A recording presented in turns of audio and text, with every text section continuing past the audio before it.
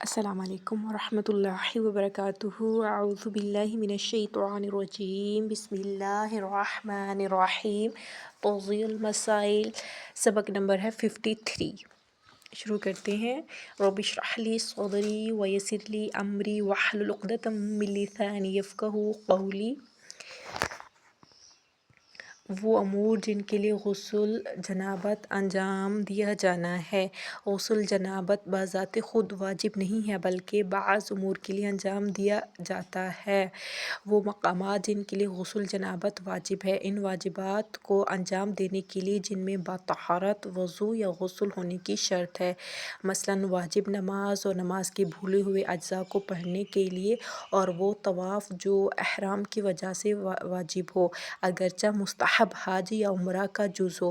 غسل جنابت واجب ہے لیکن نماز میت اور سجدہ سہو، سجدہ شکر، قرآن کے واجب سجدے کے لیے غسل جنابت لازم نہیں ہے، بلکہ یہ اعمال بغیر غسل جنابت کے صحیح ہیں۔ دوسرا ہے کہ وہ مقامات جہاں پر غسل عمل کے جائز ہونے کا سبب بنے۔ بعض ایسے مقامات ہیں جن کے لیے غسل کو انجام دینا ضروری ہے تاکہ عمل کو انجام دینا حرام نہ ہو، یعنی اگر بغیر غسل کے انجام دیں تو حرام ہے، جیسے جنابت کی حالت میں قرآن کے الفاظ کو مس کرنا، اور دوسرے مقامات جو آئندہ مسئلے میں ذکر ہوں گے۔ 3 ہے وہ مقامات جہاں پر غسل جنابت عمل کے صحیح ہونے کا سبب ہوتا ہے۔ بعض اعمال جو خود واجب نہیں ہیں لیکن اس عمل کو صحیح انجام پانے کے لیے ضروری ہے، غسل جنابت کے ساتھ انجام دیں، جیسے مستحبی نماز۔ اور 4 ہے کہ وہ مقام جہاں پر غسل جنابت عمل کے کامل ترین ہونے کا سبب ہو۔ بعض اعمال کے ثواب کو زیادہ حاصل کرنے کے لیے اس کو غسل جنابت کے ساتھ انجام دیا جائے، مثلاً نماز میت، قرآن کی تلاوت، دعا پڑھنا، خدا سے حاجت کو طلب کرنا، اور نماز کے لیے اذان دینا کہ اگر بغیر غسل کے انجام دیا جائے پھر بھی صحیح ہے۔ 5واں ہے وہ مقامات جہاں پر غسل جنابت عمل کراہت کو برطرف کرنے کا سبب بنتا ہے۔ بعض مقامات میں غسل جنابت کو انجام دینے سے عمل کی کراہت ختم ہو جاتی ہے، جیسے حالت جنابت میں سونا کہ غسل یا وضو اس کی کراہت کو برطرف کر دیتا ہے۔ غسل جنابت کرتے وقت یہ نیت کرنا ضروری نہیں کہ غسل واجب یا مستحب کرتا ہوں، بلکہ اگر صرف قصد یا قربت یعنی خدا کی بارگاہ میں اپنے آپ کو حقیر سمجھ کر غسل کرے تو کافی ہے۔ ہم یہ جو ہے نا اسی ریکارڈنگ میں توضیح المسائل کا سبق نمبر 54 بھی کر رہے ہیں۔ وہ ہے کہ وہ کام جو منجب پر حرام ہے، 7 چیزیں، یہ جو 7 چیزیں ہیں نا یہ اس پہ حرام ہوتی ہیں مجنب پہ۔ اول اپنے بدن کے کسی حصے کو خط قرآن سے مس کرنا۔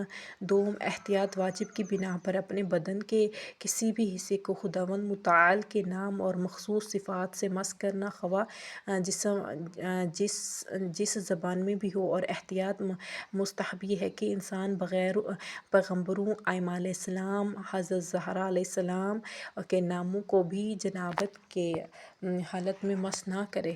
سوم ہے مسجد الحرام اور مسجد نبوی میں داخل ہونا، اگرچہ ایک دروازے سے داخل ہونا اور دوسرے سے نکلنا ہے، چنانچہ دوسری مسجد میں ٹھہرنا، لیکن اگر مسجد سے عبور کرے، مثلاً مسجد کے ایک دروازے سے داخل اور دوسرے سے خارج ہو جائے تو کوئی حرج نہیں ہے۔ اسی طرح احتیاط لازم کی بنا پر معصومین علیہ السلام کے مشاہدے مشرف اور ائمہ علیہ السلام کا حرم مسجد کا حکم رکھتے ہیں۔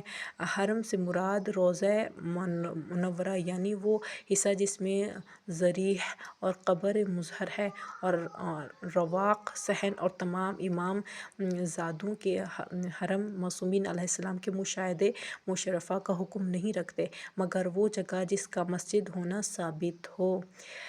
قابل ذکر ہے گھروں اور اداروں، کارخانوں، مدارس اور اسی طرح کی جگہوں کے نماز خانے، اسی طرح امام بارگاہ، شہداء کے مزار، مومنین کی قبرستان اور اس طرح کی جگہیں مسجد نہیں ہیں اور مسجد کا حکم نہیں رکھتی۔ پنجم ہے کسی چیز کو اٹھانے کے لیے مسجد میں وارد ہونا۔ ششم ہے احتیاط لازم کی بنا پر مسجد میں کوئی چیز رکھنا، اگرچہ مسجد سے عبور کرتے وقت ہو یا خود مسجد میں واردانہ ہو، اور باہر سے کسی چیز کو مسجد میں رکھیں۔ ان آیات میں سے کسی ایک کا پڑھنا جس میں سجدہ واجب ہے، اور وہ آیات 4 سوروں میں ہے۔ ایک قرآن کا جو ہے 32واں پارہ 32واں، اور سورہ جو ہے الف لام میم تنزیل ہے، آیت نمبر اس کی 15 ہے۔ دوسرا ہے کہ قرآن کا 41واں اور سورہ فصلت حامیم سجدہ، آیت نمبر 37 ہے۔ تیسری ہے قرآن کا ترپتوں کا سورہ، قرآن کا 33واں یعنی کہ 44 سورہ نجم آخری آیت، اور قرآن کا 56واں سورہ علق اقرا آخری آیت جو ہے، اور یہ اماں پارے میں ہے نا۔ احتیاط مستحب یہ ہے کہ یہ چاروں سورہ سجدہ کی دوسری آیات بھی نہ پڑھیں۔ وہ مقامات جو مجنب پر مکروہ ہے، 9 چیزیں مجنب جو ہے نا شخص پر مکروہ ہیں۔ اول دوم کھانا پینا لیکن اگر وضو کرے یا چہرہ اور ہاتھوں کو دھوئے اور کلی کرے تو مکروہ نہیں ہے، اور اگر صرف ہاتھوں کو دھوئے تو کراہت کم ہو جاتی ہے۔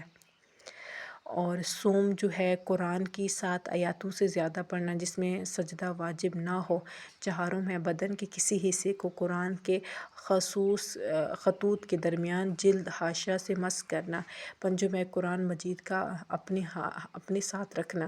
ششم ہے سونا، لیکن اگر وضو کرے یا پانی نہ ہونے کی وجہ سے غسل کے بدلے تیمم کرے تو مکروہ نہیں ہے۔ ہفتم ہے مہندی یا اس سے ملتی جلتی چیز سے خطاب کرنا، اور ششم جو ہے وہ ہے کہ بدن پر تیل اور ہاتھ کی کریم وغیرہ ملنا۔ نہم ہے محتلم ہونے یعنی سونے میں منی باہر آنے کے بعد جماع کرنا۔